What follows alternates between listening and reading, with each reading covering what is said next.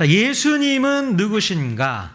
자, 오늘은 그 7번째 시간입니다. 오늘은 반석이라는 주제로 말씀을 나누도록 하겠습니다. 예수님께서는 우리에게 섬김의 본을 보여주시기 위해서 이 땅에 오셨고 또 십자가에 오르시기까지 우리를 섬겨주셨다라고 말씀드렸습니다.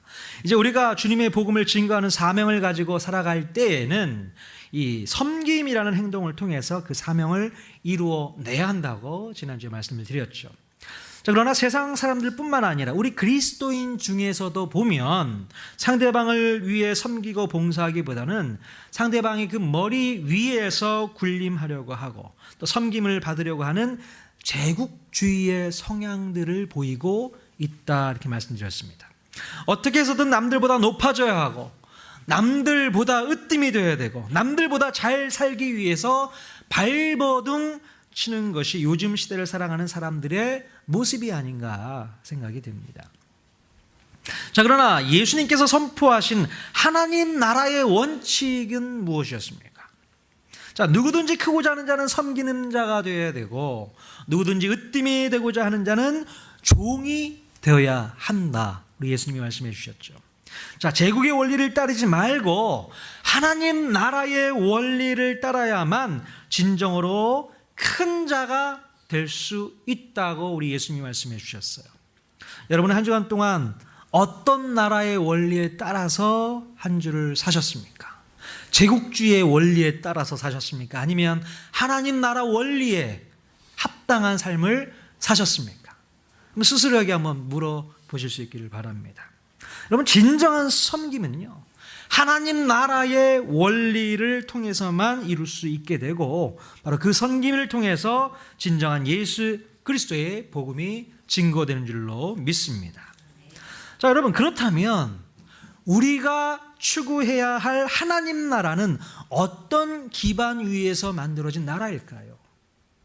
자, 하나님의 나라의 기초, 하나님 나라의 근본은 과연 무엇일까? 자, 그것은 바로 예수 그리스도라는 것을 우리가 분명히 알아야 합니다. 예수 그리스도는 하나님 나라를 이루어가는 가장 기본이 되고 가장 기초가 되신다는 것입니다. 그러므로 앞에서 나누었던 우리의 섬김의 자세도 바로 예수 그리스도가 기반되어야만 진정한 섬김이 나올 수 있게 되는 것입니다. 그냥 서비스한다는 생각으로 상대방을 섬기고 봉사하는 것은 오래 갈 수가 없습니다. 예수 그리스도가 빠진 섬김은 우리에게 주어진 그 어떤 의무감 때문에 하는 것일 때가 많고 정해진 규칙과 룰 때문에 억지로 하는 경우가 많고 또 그렇기 때문에 그 섬김을 받는 사람에게는 오히려 불편함만 끼치게 된다는 것이죠. 그러므로 예수 그리스도만을 기반으로 한 섬김과 나눔이 분명히 이루어져야 할 줄로 믿습니다. 서로 섬기고 서로 나누고 서로 사랑하는 그 기반이요, 무엇이 되어야 된다고요? 바로 예수 그리스도여야 한다는 것입니다. 오늘 우리 중구 일교회 우리 집사님들 오셔서 또 섬김해 주시고 또 나누어 주시는데요, 그 사랑의 기반이 뭘까요? 바로 예수 그리스도입니다. 예수 그리스도가 아니고서 이렇게 할 수가 없는 거잖아요. 바로 그 예수 그리스도를 기초로 해서 우리의 섬김이 앞으로도 흘러나와야 될 줄로 믿습니다. 자, 오늘 읽은 본문에서는요, 예수 그리스도를 기초로 세워진 인생에 대해서 비유로 말씀하고 있습니다. 오늘 본문에서 보니까 두 종류의 인생이 등장하고 있어요. 하나는 반석 위에 집을 지은 인생, 또 하나는 모래 위에 집을 지은 인생. 자, 예수님께서 이 두 집의 비유를 설명하실 때 가장 중요하게 생각했던 것이 무엇이었을까요? 바로 그 집의 기초가 무엇인가를 가장 중요하게 생각하셨다는 겁니다. 그러니까 어떻게 집을 지었느냐라는 데에 초점이 있지 않고 어디에 집을 지었느냐, 바로 거기에 초점이 있다는 것입니다. 그래서 반석 위에 집을 지은 사람은 지혜로운 사람, 모래 위에 집을 지은 사람은 어떤 사람이요? 어리석은 사람이라고 성경은 말씀하고 있는 것이죠. 찬송가 104장에 보면 이런 가사가 있습니다. 자, 1절에 보면요. 주의 말씀 듣고서 준행하는 자는 반석 위에 터닫고 집을 지음 같다. 아시는 곡이죠? 주의 말씀 듣고서 준행하는 자는 반석 위에 터닫고 집을 지음 같아. 또 2절에 보면 주의 말씀 듣고도 행치 않는 자는 모래 위에 터닫고 집을 지음 같아. 자, 이렇게 표현되어 있습니다. 자, 이 찬송가 가사를 보게 되면요, 누구와 누구를 지금 비교를 하고 있는 거예요? 주의 말씀을 듣고 실천하는 자와 주님의 말씀을 듣고도 실천하지 않는 자로 구분하고 그것을 비교하고 있는 것을 볼 수 있습니다. 자, 그런데 이 찬송가 가사는요, 오늘 읽은 본문의 의도와는 거리가 먼 가사로 불려지고 있다는 것입니다. 이게 도대체 무슨 말인가? 오늘 예수님께서 하신 이 비유의 말씀이 주님의 말씀을 듣고 실천하거나 또는 실천하지 않는 쪽에 초점을 맞춰서 해석을 하다 보면 집의 기초를 비교하는 것이 아니라 바로 집 자체를 비교해야 맞다는 겁니다. 자, 말씀을 듣고 실천해야 한다는 쪽으로 초점을 맞추게 되면 누구는 말씀을 잘 실천해서 집을 잘 지었고 누구는 말씀을 실천하지 않았기 때문에 집을 잘못 지었다라는 식으로 해석하는 게 맞습니다. 자, 누구는 성실해서 20층짜리 집을 지었는가 하면 누구는 게을러서 1층도 짓다가 말았다는 실천의 유무의 포인트를 두고 이 비유를 해석해 가는 게 맞는 것이죠. 자, 그런데 오늘 본문 말씀을 가만히 읽어보면요, 말씀에 대한 실천 유무를 비유로 말씀하고 있지는 않다는 것입니다. 예수님의 말씀의 초점은 말씀을 잘 듣고 실천해서 어떤 집을 지었다 못 지었다 이것에 관심이 있지 않다는 겁니다. 우리 주님의 관심은 어떤 집을 지었는가 보다는 어디에 집을 지었는지에 더 관심이 있다는 거예요. 그러니까 무슨 기초 위에 집을 지었는가가 오늘 본문 말씀의 핵심이라는 겁니다. 자, 오늘 본문을 우리가 자세히 한번 살펴보도록 하겠습니다. 자, 24절 말씀. 자, 같이 한번 읽어보겠습니다. 시작. 그러므로 누구든지 나의 말을 듣고 행하는 자는 그 집을 반석 위에 지은 지혜로운 사람 같으리니. 네. 주님의 말씀을 듣고 행했다는 것은 그 행함이요, 주님의 말씀이라는 기초 위에 행했다는 것을 의미합니다. 주님의 말씀이라는 것에 기초를 두고 그것을 행했다라는 거예요. 자, 그런데 반면에 26절에 보면 같이 한번 또 읽겠습니다. 시작. 나의 이 말을 듣고 행하지 아니하는 자는 그 집을 모래 위에 지은 어리석은 사람 같으리니. 네, 이 말씀은요, 주의 말씀을 듣기는 들었는데 그 다음에 행하지 않았다 그런 뜻이 아니라 주의 말씀을 듣는 기초조차도 없이 행했다라는 뜻이라는 겁니다. 주의 말씀을 듣는 것이 가장 중요한 기초인데 그 기초도 없이 살았다는 거예요. 다시 말씀을 드리면 말씀을 듣고 행한 자와 듣기는 들었는데 행하지 않은 자를 비교하려면 그들이 지어놓은 그 집을 비교해야 되는 게 맞는데, 그러나 이 비유가 말하고자 하는 것은 집을 지었다 안 지었다 잘 지었다 못 지었다 그런 내용으로 비교하는 것이 아니라 어디에 그 집을 지었느냐, 그것을 우리 예수님께서 말씀하고 싶으시다는 겁니다. 그러니까 집이 무너지거나 그 집이 무너지지 않는 이유는 그 집 자체의 문제가 아니라 그 집을 올려놓은 기초 때문이라, 이렇게 말씀하고 있는 것이죠. 그래서 본문에서 표현하고 있는 것처럼 지혜로운 자와 어리석은 자로 비교하고 있는 것은 똑같이 열심을 내었지만 잘못된 기초 위에 집을 지은 관계로 그 열심 냈던 행동이요, 소용없게 되었다는 것을 말하고 싶어서 어리석었다라고 표현하고 있는 것입니다. 자, 그렇다면 이제 우리 주님이 말씀하시고자 하시는 이 집의 기초는 어디가 되어야 될까요? 네. 반석이 되어야 될까? 모래가 되어야 될까요? 당연히 반석이겠죠. 자, 그러면 이 반석은 무엇을 말하는 것일까요? 자, 고린도전서 10장 4절 말씀 같이 한번 한 목소리로 읽어보겠습니다. 시작. 그 반석은 곧 그리스도시라. 아멘. 사도 바울이 뭐라고 했습니까? 그 반석은 누구라고요? 그리스도시라 말씀하고 있습니다. 자, 이 예수 그리스도를 사도 바울이 반석에 비유하고 있는 것을 볼 수 있어요. 자, 예수 그리스도는 누구신가 하면 바로 페트라, 헬라어로 페트라라고 하는데요. 바로 반석이라고 성경은 말씀하고 있는 것입니다. 자, 사도 바울뿐만 아니라 예수님 스스로도 자기 자신을 반석이라고 말씀하고 계세요. 마태복음 16장 18절에서도 같이 한번 보면 한번 읽어보도록 하겠습니다. 시작. 또 내가 네게 이르노니 너는 베드로라. 내가 이 반석 위에 내 교회를 세우리니 음부의 권세가 이기지 못하리라. 아멘. 자, 예수님께서 이 말씀을 하시기 전에 예수님께서 베드로에게 한 가지 질문을 먼저 하시게 됩니다. 너희는 나를 누구라 하느냐? 베드로가 뭐라고 대답했습니까? 주는 그리스도시요 살아계신 하나님의 아들이십니다 라고 고백을 하게 되죠. 바로 베드로의 이 고백 위에 교회를 세우시겠다고 우리 주님이 말씀하신 것입니다. 주는 구원자이시고 하나님의 아들이시라는 그 믿음의 고백이 반석이 되어서 그 반석 위에 주님의 교회를 세우시겠다고 말씀하신 것이죠. 자, 그러므로 바울이 표현했던 것처럼 예수님은 우리의 믿음의 기초여 반석이 되신다는 것을 우리가 알아야 한다는 것입니다. 자, 오늘 본문 말씀으로 다시 돌아와서 보면 오늘 예수님께서 우리에게 뭐라고 말씀하고 계신 것일까요?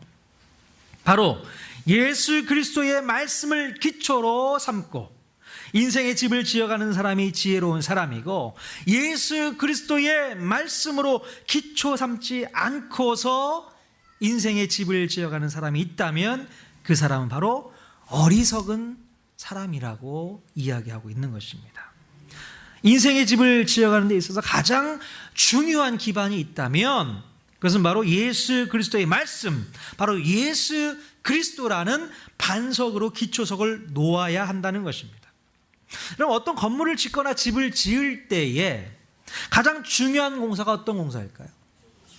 예, 기초공사가 가장 중요한 공사죠. 자, 건물의 기초공사는 그 어떤 공사보다도 더 중요하고 비중 있게 다뤄져야 될 공사입니다. 여러분, 단층 건물을 짓는 것과 고층 빌딩을 지어갈 때 기초공사가 어떻게 다를까요? 확연히 다르겠죠. 당연히 고층 빌딩을 지어갈 때는 더욱 견고하게 기초공사를 해 나가야 하는 것이죠. 건물을 받치고 있는 기초가 튼튼하지 못하면 건물을 높이 세울 수도 없고 또 오래 버티지도 못한다는 것입니다. 마찬가지로 우리의 인생의 집을 지을 때 가장 중요한 게 무엇일까? 한번 생각해 보십시오. 뭐가 가장 중요할까요? 가장 중요한 것은 우리의 인생이 어떤 기반 위에 지어져 가는가라는 사실입니다. 자, 여러분의 인생은 어떤 기초 위에 놓여져 있습니까? 우리 예수님께서 말씀하시기를 반석 위에 집을 짓는 사람이 지혜로운 사람이라고 말씀해 주셨죠. 여러분, 우리는 예수 그리스도라는 반석 위에 집을 지어 가야만 하는 사람들인 줄로 믿습니다. 그래야만 평생을 안정적인 삶으로 이끌어갈 수 있게 되는 것이고 그것이 지혜로운 선택인 줄로 믿습니다. 근데 만약 우리의 인생의 기초가 예수 그리스도라는 튼튼한 반석이 아니라 그 외에 다른 어떤 것으로 기초를 삼고서 인생의 집을 짓는다면 어떻게 될까요? 오늘 본문에서는 예수 그리스도라는 반석이 아닌 다른 기초를 뭐라고 했습니까? 바로 모래 위에 짓는 것과 똑같다고 우리 예수님이 표현하고 있습니다. 반석이 아닌 다른 모든 기초는 바로 모래밖에 되지 않는다는 것입니다. 모래 위에 지은 집, 한자에도 이런 말이 있습니다. 사상누각 들어보셨습니까? 자, 사상누각이 되어버린다면 오래 버틸 수가 없다라는 것이죠. 여러분이 생각할 때에 예수 그리스도라는 반석이 아닌 다른 기초가 있다면 그 기초는 뭘까요? 세상 사람들은 어떤 기초 위에서 자신의 인생집을 지어가려고 노력하는 것일까? 어떤 기초가 있을까요? 예를 들면 자신의 명예, 어떤 자신의 학벌, 자신의 어떤 스펙, 자기가 자라왔던 가문, 재산, 어떤 인맥관계, 그런 어떤 인간적인 자식관계, 그들을 내 인생의 기초로 삼고 인생을 지어가는 인생들이 있다라는 것입니다. 그게 얼마나 튼튼한지는 모르겠습니다. 그것을 정말 내 인생의 기초로 삼아야 되는가 고민도 해보지 않고 그들은 그것을 내 인생의 기초로 삼고 인생을 만들어가고 있다라는 것이죠. 어떤 사람은요, 자기 자신의 자존심, 이것을 인생의 기초로 삼고서 인생을 만들어 나가는 사람들도 있어요. 그게 뭐 대단한 것이라고. 세상 사람들은 이러한 시시한 것들로 인생의 기초 공사를 끝내고 있다라는 것입니다. 자, 마태복음 19장에 보시면요, 인생의 기초 공사를 이미 마친 한 청년의 이야기가 나오게 됩니다. 한 청년이 예수님께 찾아와서 뭐라고 질문하냐면, 내가 무슨 선한 일을 하여야 영생을 얻겠습니까? 이런 질문을 했습니다. 그런데 예수님께서 그에게 한 말씀을 하심으로 그 청년이 그냥 그 자리에서 뒤돌아서서 돌아가 버리게 됩니다.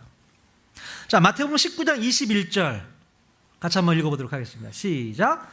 예수께서 이르시되 네가 온전하고자 할진대 가서 내 소유를 팔아 가난한 자들에게 주라. 그리하면 하늘에서 보화가 내게 있으리라. 그리고 와서 나를 따르라. 아멘. 예수님께서요, 네가 가지고 있는 그 모든 소유를 다 팔아서 가난한 자들에게 나누어 주고 와서 너는 나를 따라 라고 이 젊은 청년에게 권면했습니다. 자, 그랬더니 이 청년의 반응이 뭐라고요? 그가 재물이 많음으로 그 말씀을 듣고 근심하며 갔다고 그 다음 절에 나와 있습니다. 뭐가 많았다고요? 재물 때문에 주님을 따르지 못했다라는 것입니다. 여러분, 이 청년에게 있어서 가장 중요한 인생의 기초석은 무엇이었습니까? 재물이었던 거예요. 재물. 그에게 있어서 가장 너무나도 중요했던 인생의 기초는 바로 물질이었다는 것입니다. 그 청년을 향한 예수님의 요청은 무엇을 의미했냐면, 네 인생의 기초를 바꾸라는 얘기였어요. 예수님께서는 이 잘못된 기초 위에 쌓아놓은 인생은 빨리 무너뜨리고 새로운 기초 위에 다시 집을 지어가라고 그 청년에게 권면을 했던 것입니다. 자, 그러나 결국 그 청년은 잘못된 기초를 포기하지 못하고 그냥 그 재물이라는 기초를 가지고 인생을 살겠다고 선택하게 되었다는 것입니다. 얼마나 어리석고 무지한 결단이고 선택인지 모릅니다. 여러분들은 어떻습니까? 여러분들은 어떤 기초 위에 여러분의 인생의 집을 짓고 계십니까? 혹시 그 인생의 기초가 나에게 있어서 든든한 재물은 아니었는가? 한번 생각해 보십시오. 아니면 어떤 자랑할 만한 명예와 학벌이셨습니까? 아니면 지위와 명성은 아니었습니까? 우리가 한번 뒤돌아봐야 할 필요가 있습니다. 여러분의 인생의 기초가 무엇인지 한번 생각해 보십시오. 제가 몇 년 전에 운동을 하기 위해서 초등학교 운동장을 막 걸었던 기억이 있어요. 아침에 이제 운동을 하려고 해서 이제 운동장을 몇 바퀴 돌았습니다. 근데 이상한 장면을 목격하게 되었어요. 운동장에 보면 많이 날아다니는 새들이 있잖아요. 특별히 비둘기가 많이 날아다니더라고요. 근데 한 비둘기가 늘 이렇게 바닥에서 걸어다니는 거예요. 종종종종 걸어다니는 겁니다. 뭘 이렇게 먹으려고 얘가 날아다니지 않고 바닥에만 이렇게 있나 한번 자세히 보게 되었습니다. 근데 얘가 뒤뚱뒤뚱 하며 걷는 거예요. 자세히 봤더니 얘가 발가락이 없는 겁니다. 발가락이 없이 이렇게 걸어다니는 겁니다. 정말 신기했어. 아니, 왜 발가락이 없지? 발가락이 없으니까 어떤 일이 발생될까요? 추측을 해보세요. 발가락이 없으면 날기는 날아도 어디 높이 날아갈 수 없어요. 나뭇잎에 앉을 수 있어요, 없어요? 못 앉으니까 얘가 날지를 않더라고요. 깜짝 놀랐습니다. 아니 도대체 뭐지?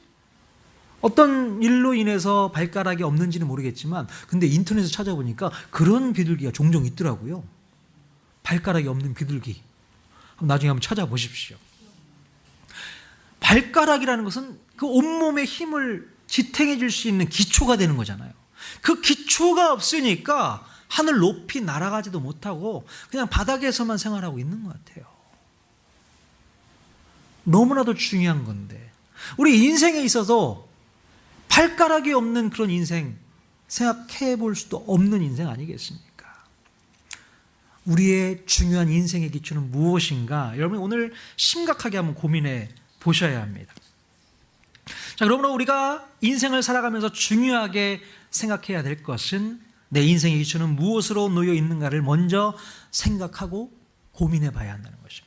자, 그런데 우리의 원수마귀 사탄은요, 세상 사람들에게 이런 고민을 하지 못하도록 막고 있다는 겁니다. 인생의 기초보다 더 중요한 것이 있다고 속삭이면서 사람들을 속이고 있어요. 야, 무슨 기초야. 기초보다 더 중요한 것에 더 투자를 해야지. 이렇게 얘기를 하고 있다는 거예요.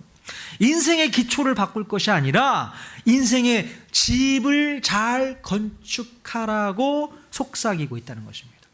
자, 그래서 사람들은 그들의 인생이 어디에 지어지느냐 보다는 어떻게 지어지고 있는가에 더 큰 관심을 보이면서 살아가고 있다는 것입니다. 그래서 사람들은 평생 동안 겉으로 보이는 집과 건물에만 치중하면서 그 인생을 지어가고 있다는 것이에요. 일단 집이 얼마나 넓은가, 몇 층짜리 집인가, 화장실은 몇 개나 있는가, 얼마나 비싼가, 자기 인생의 집을 그렇게 평가하고 있다는 겁니다. 내 인생은 얼마나 사람들에게 자랑할 만한가, 그 인생의 겉모습만 삐까뻔쩍하게 만들어 나가는데 모든 초점을 다 쏟고 있다는 것입니다. 겉으로 볼 때는 모든 사람이 부러워할 만한 집을 짓고서 떵떵거리면서 살고 싶은 거죠. 자, 그래서 사람들은요, 그러한 삐까뻔쩍한 인생집을 짓기 위해서 평생을 애쓰고 노력하며 산다는 것입니다. 그들에게는 절대로 인생의 기초는 중요하지 않습니다. 왜요? 기초는 보이지 않습니다. 눈에 보이지 않아요. 눈에 보이는 겉모습이 더 중요한 거거든요. 오직 겉으로 보여지는 외형적인 모습만 중요하게 느껴지기 때문에 기초는 생각도 하지 않습니다. 자, 그래서 겉으로 보여지는 외형적인 부분을 치장하는데 인생의 모든 시간을 다 허비해버립니다. 여러분, 이런 생각은요, 우리 인생을 무너뜨리고자 하는 사탄의 계략인 것을 우리가 분명히 깨달아야 합니다. 인생의 겉모습만 치중하게 만드는 것이 사탄의 술수라는 것이죠. 자, 그런데 여러분, 그런 인생의 이 종말은 과연 어떻게 될까요? 갑자기 우리 인생 가운데 엄청난 비가 내려서 홍수가 나고 바람이 불면 그 집은 어떻게 될까? 당연히 모래 위에 지어졌던 그 집은 금세 무너져 버리게 될 것입니다. 지금까지 수고하고 애쓴 보람이나 흔적도 남기지 않고 다 쓸어버리게 됩니다. 여러분, 지진이 한번 나게 되면요, 어떤 집이 쉽게 무너져 내리게 됩니까? 아무리 높게 짓고 아무리 멋지게 리모델링한 집이 있어도 그 기초가 튼튼하지 못하다면 그 집은 지진의 속수무책일 것입니다. 물론 요즘에는 건축물을 지을 때 내진 설계라는 것을 하는 것을 우리가 볼 수 있는데요.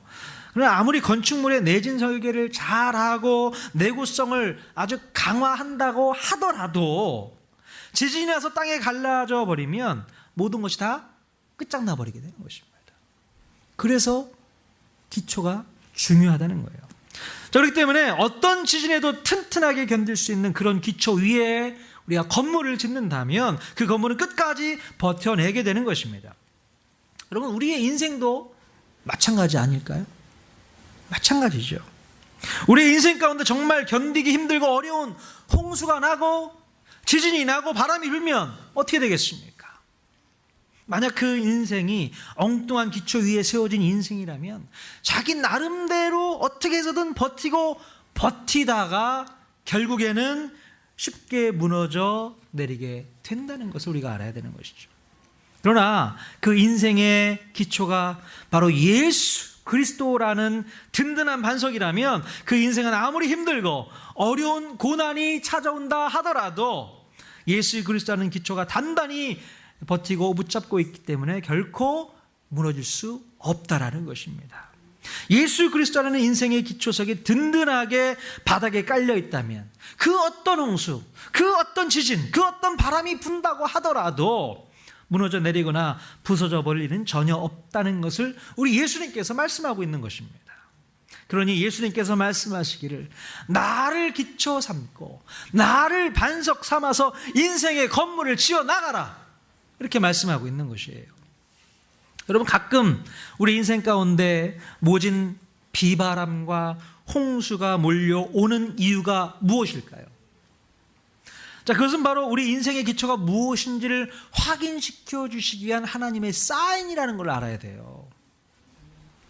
만약 인생의 기초가 예수님이 아닌 다른 것으로 채워져 있다면 금방 좌절하고 절망하고 넘어져서 일어나지 못하게 될 것입니다. 자, 그러나 그렇다 하더라도 낙심할 일이 아니라는 겁니다. 다시 기초 공사부터 시작하면 되는 거예요. 다시 기초를 예수 그리스도라는 반석으로 채우고 인생을 다시 설계하면 되는 것입니다. 하나님께서 왜 이런 고통과 아픔과 좌절과 절망의 순간을 겪게 하시는가? 다시 한번 보게 하는 것이죠. 네 인생의 기초가 뭔지 지금 확인하라는 거예요. 그게 사인인 것입니다. 빨리 바꾸라는 얘기입니다. 자, 지금까지 쌓아놨던 너 인생 다 무너뜨려. 그리고 기초부터 다시 쌓아가야 돼. 이게 하나님의 사인인 것이죠. 반면에 예수 그리스도의 기초를 잘 심어놓은 인생은 어떨까요? 그 인생은요, 어떤 좌절과 절망과 낙심 속에서도 금방 일어설 수 있습니다. 집이 좀 망가졌다 하더라도 완전히 무너지지 않기 때문에 쉽게 회복할 수 있다는 것이죠. 다시 일어설 수 있습니다. 그래서 우리 하나님께서는요, 가끔 우리 인생의 기초를 확인할 수 있도록 하기 위해서 우리에게 환난과 고난도 주신다는 것을 꼭 기억하실 수 있기를 바랍니다. 여러분 인생 가운데 아니 왜 갑자기 이런 일이 나에게 발생하지? 왜 이런 아픔이 나에게 있는 거지? 그런 어떤 환경이 찾아올 경우에 한번 고민해 보십시오. 내 인생의 기초가 무엇인지를 한 번 더 확인해 보셔야 됩니다. 아멘. 재작년부터 몸이 좀 불편하신 한 말기 암 환자를 제가 가끔 을지병원으로 신방을 갔었어요. 대운교회에 있었던 한 집사님의 오빠였는데 그분이 예전에는 신앙생활을 잘 하셨다가 어느 순간부터 신앙생활을 하지 않고 하나님을 멀리하기 시작했다라는 거예요. 연세도 그렇게 많지 않았습니다. 50대 중반. 근데 그분이 직장암에 걸려서 이제 온몸에 전이가 이루어지고 항암을 하면서 투병을 하는 와중에 제가 처음 찾아갔었어요. 근데 워낙 완강한 거예요. 하나님 말씀을 들으려고 하지도 않습니다. 내가 오면 거절합니다. 왜 오셨냐고, 그냥 가시라고. 다음부터 오지 마시라고. 근데 제가 그 다음부터 안 갔을까요? 갔을까요? 갔습니다. 그 인생이 너무 안타깝고 불쌍해서 또 찾아갔어요. 또 찾아가면 아니 왜 왔냐고 화를 내더라고요. 불편하다고 오지 말라고. 그래도 예 알겠습니다 하고 말씀 한 구절 읽어드리고 또 기도하고 돌아왔어요. 근데 이것이 반복되다 보니까 이분이 저를 대한 태도가 달라진 거예요. 은근히 저를 기다리고 있는지 이런 것도 제가 살짝 느낄 수 있었습니다. 그래도 하나님의 말씀 주의 복음은 받아들이려고 하지 않더라고요. 예수님 믿으셔야죠. 그럼 오히려 예수님을 욕하고 교회를 욕하고 비방하고 비난하는 그런 이야기를 하는 겁니다. 일부러 더 저한테 그런 얘기를 했던 것 같습니다. 작년 이맘때였나요? 그분도 투병하면서 너무나 힘들고 어렵고, 저도 이제 개척 앞두고 있었기 때문에 힘든 상황이었잖아요. 오히려 저를 걱정하는 거예요. 아니, 이렇게 힘든 시기에 무슨 개척을 하냐고. 저를 걱정하길래, 걱정하지 마십시오. 우리 같이 한번 이 힘들고 어려운 시간들을 같이 한번 이겨내 봅시다 라고 하면서 항암 치료 잘 받으시라고 권면하고, 저도 한번 개척하면서 열심히 한번 해보겠습니다 라고 그분과 약속을 했어요. 그분은 그것을 약속으로 받아들였는지 모르겠지만, 그러면서 이제 1년이 다 되었는데, 최근에 그분이 몸이 많이 안 좋아지셨어요. 복수도 차고. 그래서 그 동생분한테 연락을 받고, 또 제가 이제 최근 한 몇 주 찾아갔습니다. 토요일마다 찾아갔는데, 이제는 말씀을 하지 못하고 그냥 누워있는 상태가 돼버린 거예요. 반응을 잘 못하시더라고요. 그래서 지지난주 또 토요일 갔었는데, 예수님 믿으셔야죠. 아무런 반응이 없어요. 여전히 마음 가운데 강박함이 있었던 것 같아요. 너무 속상했었습니다. 또 찾아갔습니다. 그때도 반응이 없어요. 그때는 너무 힘드시니까 그냥 제가 왔어도 반응하지 않고 그냥 주무시더라고요. 그냥 손에 손 얹고 기도하면서 그냥 나왔죠. 근데 한 주 쉬었다가 제가 어제 한번 또 찾아갔습니다. 찾아갔는데 1인실로 옮기셨어요. 그때는 너무 통증이 심한 경우에 몰핀 주사를 맞는 그 병실이 1인실이라고 하더라고요. 갔더니 정말 그 전보다 더 마르고 많이 힘들어 하시는 것 같아요. 야, 얼마 남지 않은 것 같다. 제가 생각이 그랬어요. 손을 꼭 붙잡고, 선생님, 예수님 믿으셔야죠. 예수님 받아들이셔야죠. 그렇게 얘기를 했더니 이분이 눈물을 글썽이면서 고개를 끄덕끄덕 하시더라고요. 말씀은 못하시고 고개를 끄덕끄덕 하시더라고요. 정신 바짝 차리고 말씀하세요. 예수님 믿는 거 맞죠? 끄덕끄덕. 눈물이 글썽이면서. 그래서 제가 마지막 기도하고 손 꼭 붙잡고 그러고 나왔습니다. 오늘 아침에 문자가 왔어요. 동생분한테. 오빠가 돌아가셨다고 연락이 왔습니다. 하나님께서 역사하신 것이 아닌가 싶어요. 마지막 제가 그 가는 길에 주의 복음을 다시 한번 전할 수 있었던 기회가 있었던 것 같고, 그분도 그것을 표현할 수 있는 기회를 마지막으로 주셨던 것이 아닌가, 그런 생각을 해보게 됩니다. 너무나도 안타까웠습니다. 그 인생의 기초를 무엇으로 놓고 그 인생을 살아냈을까? 근데 결국 마지막 가서 그 인생의 기초를 바꿔버린 거죠. 하나님께서는 그 인생을 구원하기 위해서 마지막에 가서 그 인생의 기초를 완전히 바꿔놓으셨던 것이라고 저는 생각을 합니다. 그래서 제가 그 동생분한테 그랬습니다. 집사님, 나중에 천국 가서 같이 함께 뵙죠. 이렇게 위로의 말씀을 드렸습니다. 언제 우리에게 이런 일이 찾아올 줄 모릅니다. 우리 인생 가운데 고난이 찾아오고 걱정이 되고 어려운 일이 찾아온다 할지라도 우리 마음 가운데 진정한 기초성만 제대로 가지고 있으면 우리는 두려워할 것이 없습니다. 걱정할 것이 없습니다. 염려할 것이 없습니다. 여러분 믿으십니까? 네. 자, 그런데요, 우리의 인생은 그렇다 치고 우리의 교회는 어떨까? 교회. 우리의 교회는 예수 그리스도의 반석 위에 세운 교회 맞을까요? 우리 강 집사님 아까 기도하셨잖아요. 예. 아니면 다른 어떤 것을 기반으로 세운 교회일까? 저는 이렇게 생각합니다. 여러분 각자 한 사람 한 사람이 반석 위에 세워져 있는 인생이라고 한다면 우리 교회는 예수 그리스도라는 반석 위에 세워져 있는 교회가 될 줄로 믿습니다. 여러분 모두가 예수 그리스도를 기초로 한 인생을 살아가고 있다면 그 한 사람 한 사람이 모여있는 이 교회는 예수 그리스도를 기초로 삼고 성장하게 될 줄로 믿습니다. 자, 그러나 우리가 늘 주의해야 할 것이 있어요. 우리가 어떤 기초 위에 교회를 세워가야 하는지를 분명하게 깨닫지 못한다면 교회의 겉모습에만 치중하고 겉모습에만 집중하게 되는 교회가 될 수 있다는 것입니다. 뭔가 다른 교회들보다 세련되어지고 뭔가 수준이 높은 것처럼 보이고 싶고 남들이 하지 않는 뭔가를 하면서 자랑하고 싶어 한다면 그 교회는 겉모습에만 치중하는 교회가 될 수밖에 없다라는 거예요. 통하는 교회에서 나누는 점심식사가 너무나도 맛있다, 이거에만 치중하면 그것은 겉모습에만 치중하는 것밖에 되지 않는다는 거예요. 물론 겉으로 보여지는 교회의 모습도 중요하지만 겉모습에 치중만 하다 보면 예수 그리스도를 놓쳐버리게 된다는 겁니다.